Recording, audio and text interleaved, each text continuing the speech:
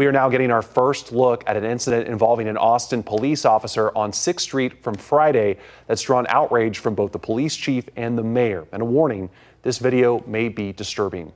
Video shared to KVUE News shows an officer striking a person several times while on the ground during what Police Chief Lisa Davis called a crowd control incident. The APD has not identified the officer, but in a statement, Chief Davis says an officer is being removed from patrol and placed on restrictive duty during the investigation. Chief Davis added she shares the community's concern and is taking the matter very seriously.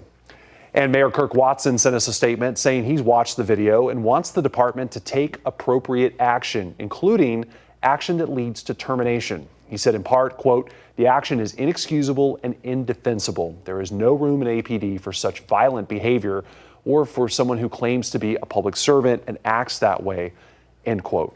Now, we have reached out to the Austin Police Association for comment. They said they were not available today to talk, but the union president said he would be available to speak tomorrow. In the most damning testimony yet, another prison guard involved in the beating of a Marcy inmate, implicating his 3 co-workers. The jury hearing from now former correction officer Robert Kessler. News Channel 9's Andrew Donovan was in the courtroom watching the witness stand. Robert Kessler's cooperation with prosecutors got him out of the group indictment, but he's promised to plead guilty to his role in the beating in exchange for 5 to 7 years in prison and testifying against his co-workers. Here he is in the courthouse hallway, about to share his side of the story implicating former fellow officers. Kessler claims Christopher Walrath, the first officer to plead guilty, was the first to attack Brooks right after his arrival to Marcy Prison. And then, quote, "Everyone kind of collapsed in and put their hands on Mr. Brooks in one way, shape, or form. The first assault, then the pepper spray, which he blamed on Nicholas Kiefer, who's also accused of lying on paperwork." Kessler said, "We had to create a narrative as to what happened. The prosecutor asked if it was an accurate recitation of what happened on that walkway. No," said Kessler. Then the former officer was asked about what he saw in the infirmary room captured in video.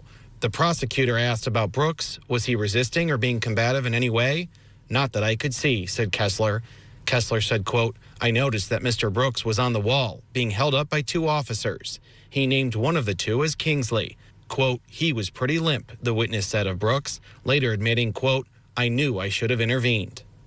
Of course, the defense then had access to the same witness and tried to invoke testimony portraying Robert Brooks as an inmate who wasn't following officers' orders. And each defense attorney asked questions trying to minimize their client's role in the overall attack. In Utica, Andrew Donovan, News Channel 9. Good morning, and welcome to the Bad Apple Report. It's 7:30 a.m. bright and early right here at home on the range. Thank you so much for being here today, folks. I really appreciate it. All right, we're going to start it out. Actually, I feel a little underdressed standing next to this high-quality individual. He's a quality-looking cat, you can tell. You can just tell by looking at him he's very smart because he's obviously carrying around a lot of head. That's what we call a 5-head. And you know what? This guy's so sure of himself, he's even put a coif on top of that 5-head. Kind of makes his face look scrunched up, though. But let's find out what's going on with this guy, because he's a high-quality bad apple, apparently, and it says here he's a senior judge. He was busted for DUI after fender bender outside strip club named Wackos. Or is it Wankos? Oh, no, it's Wackos. All right.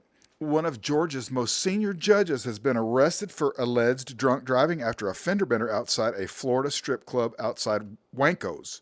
Sorry. You know what? I don't feel underdressed at all. Robert Burt Guy Jr., age 48. Oh my goodness. What does Burt Sr. have to say? Nothing. Resigned as president of Georgia's Council of Superior Court Judges on Friday. Oh, you lost your good job days after he's arrested across the state lines in Jacksonville. The Superior Court judge allegedly backed his Mercedes-Benz into a Ford F-150 in the strip club parking lot at 3 a.m., then offered the driver $500 to avoid exchanging information, alerting him to his powerful position, according to his arrest. Oh, Bert. $500 didn't cut it, Bert. I wonder how much he spent on the strippers that night. All right. Bert was, I ain't saying nothing. Bert's a judge. Well, he's a former judge now, but the judge then attempted to drive away, but was unable to do so as he appeared highly intoxicated. That's what the parking valet told the police. Bert. Okay. It says here, guy was escorted back into Wacko's. It's Wacko's, not Wanko's, Gentleman's Club, where employees kept a watchful eye on him. He smelled strongly of alcohol and appeared confused and was slurring his words when the law enforcement people arrived. Guy repeatedly insisted he didn't have the keys and he refused to hand over his ID. He was arrested right on the scene and charged with DUI, property damage, along with additional charge for later failing to submit to the breathalyzer. Dang. That's what the jail logs show. That high-quality dude is sitting in a jail. No, he probably bonded out. The sheriff's office did not release Guy's booking photo, citing his status as an active judge. Guy was released, on a $3,000 bond. He then self-reported the arrest to Georgia's judicial oversight, and they were like, oh, that's it for you, buddy. And he goes on to write, it has been a distinct honor and privilege to serve the Council of Superior Court Judges as president and in other roles. However, today I am resigning effective immediately as council president. I feel bad for you, big head. You let the little head think for the big head. Anyways, allegedly, of course, his attorney Lester Tate told the Atlanta Journal-Constitution that the arrest arise, out of a minor fender bender in the parking lot, and they were hopeful that, they'd be able to resolve the matter. Well, big head is going down in history. Guy who presides over cases in 5 counties, blah, blah, blah. He's done. The judge didn't respond and all that stuff. Okay. That was a long read, but that's what's going on. Thanks for being here. A Minnesota police officer specially trained to determine if someone is under the influence of drugs arrests a postal worker having a medical emergency. It's a case that ends with an innocent man dead. A warning for viewers, this report contains graphic video. AJ Legault has the story as part of his long-running investigative series, Cruel and Unusual. The Dakota County Jail, November 17th, 2024. Kingsley Bimpong flops around on a cell floor. It's horrific video to watch. He's lying in his own urine. Guards walk by and look in as part of their legally mandated well-being checks, but for hours do nothing. Nothing until it was too late. He was suffering immensely. Katie Bennett is a lawyer representing Kingsley's family. She's suing Dakota County, but says the real story starts hours before Kingsley was booked into the jail, unable to even stand on his own, accused of a crime he did not commit. Which makes it particularly hard to watch him suffering from something at no fault of his own. The story starts here, at the United States Post Office's Eagan Distribution Center. Kingsley works the night shift. He began complaining of a headache and then just vanished from his job. Records show an Eagan police officer spotted him driving his maroon car the wrong way on Pilot Knob Road, in oncoming traffic, bumping into the center median. He was pulled over. Maroon Ford Edge registered to a Kingsley Bimpong. According to the police report, Kingsley was extremely confused, did not know where he lived, and did not know where he worked, even though he was wearing a USPS vest. Hey, Kingsley. Yeah? Where do you live? I don't know. Kingsley just kept repeating, I don't know, and was unable to do standard field sobriety tests. And things just go downhill from there. There was no sign or smell of alcohol. Hey, if you're free, can you come over here, please? So Officer Martin Jensen, Eagan's Specialized Drug Recognition Evaluator, or DRE, was called to the scene. DRE officers go through advanced training by the Minnesota State Patrol to help identify drivers impaired by drugs and distinguish them from those suffering medical emergencies. They're trained on a 12-step process. But according to Bennett, that protocol was ignored. Basically, none of those are done. The lawsuit alleges Officer Jensen can be heard on body cam saying doing a DRE evaluation would just be a whole bunch of time wasted. And when asked if Kingsley should be taken to the hospital, the DRE officer responded, "For what?" Kingsley was arrested, charged with DWI, and taken by Officer Jensen to Dakota County Jail, where he was so disoriented he was unable to even complete booking. Instead of getting a medical screening, jail video shows he was placed in a cell. Minutes later, he falls, and hour after hour after hour, he rolls on the floor, unable to stand, urinating on himself repeatedly. Guards look in and document inmate and cell okay. Paperwork says they checked on him and he was okay. He was clearly not okay. What was he? Dying. More than 3 hours went by until a female guard noted he was foaming at the mouth, having seizure-like activity, and the jail nurse was finally called. Come on, son. Belly up. Wake up. Wake up. Acting on the information that he was on drugs, she administers Narcan, with no results. Come on. Can you look at me? Wake up. As paramedics arrive, you can hear a guard and nurse discuss how Kingsley was ignored, the so-called well-being checks, just for show. He said he's been like that all night. Not to worry about it. No, that's not okay. Well, his person is not checking when he's doing rounds. He's just walking by and scanning. Finally, taken to the hospital, where it was determined he'd been suffering for hours when every minute counted from an untreated stroke.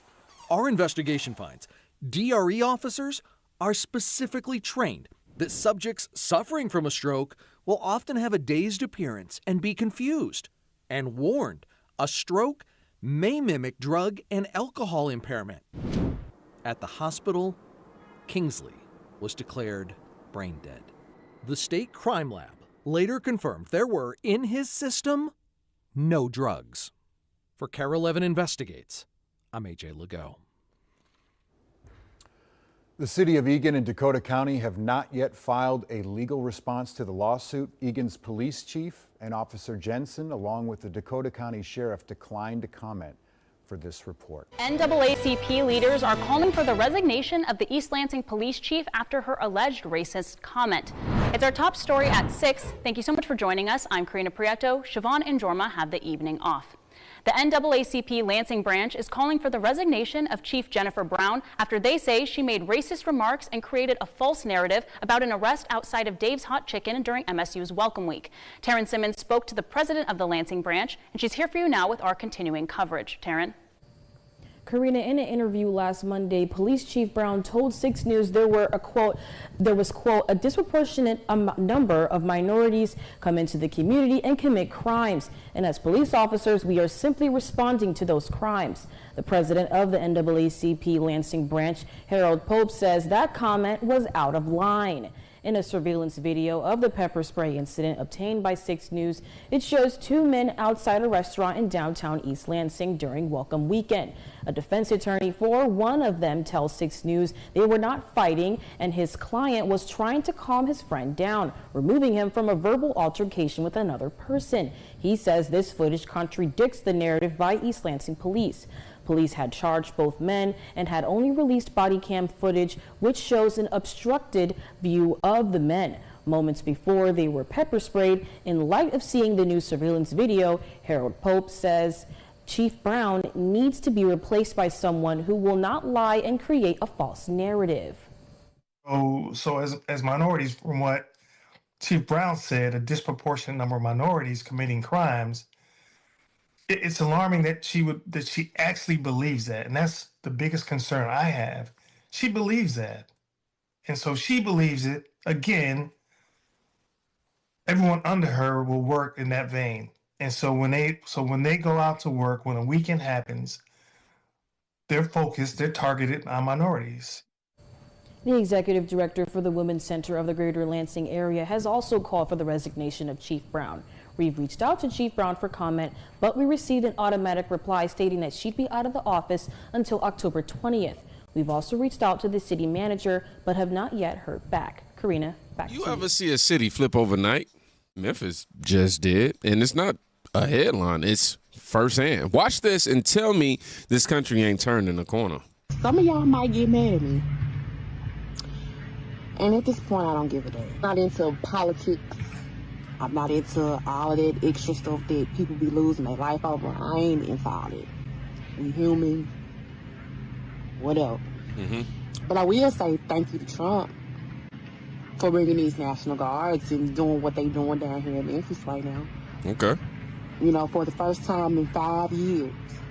I've been in my home for 5 years. And for the first time, my kids have been able to play in the backyard and be able to do it comfortably. I haven't heard a gunshot in 2 weeks.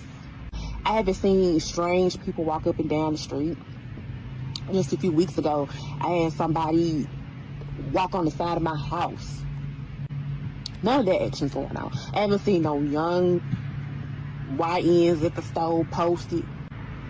I haven't seen an infinity fly past me in weeks. I'm sitting on my porch right now, and I'm watching kids outside playing. People outside walking with their kids, stuff I ain't never seen before living in my neighborhood. But all because we feel safe in this environment, unfortunately, because of the things that are happening here in the city. I hate it had to be this way, but I'm happy. I'm happy. Honestly, I truly feel that this is just a band-aid to the problem. I don't think this is going to completely fix everything. But to have a moment of peace, just thank you, Jesus. Just got back from Memphis. When I tell you, Memphis is a totally different place right now. For real. I did not know that President Trump was sending them guys down there. And when I say it's police everywhere, for real though, I'm like, you gotta be kidding me. I ain't never seen Memphis like this before. Cause I go down there and drop off a load at the hospital. You know, you see your normal scragglies, whatever. You know what I mean? Hospital, I don't know why hospital's always a place where they won't hang out at, but it is what it is. But traffic was different. Police is on every corner. I'm like, yo, I'm thinking that they was gonna send them guys to Chicago. I know, see, I don't go to Chicago, so I wouldn't know that anyway.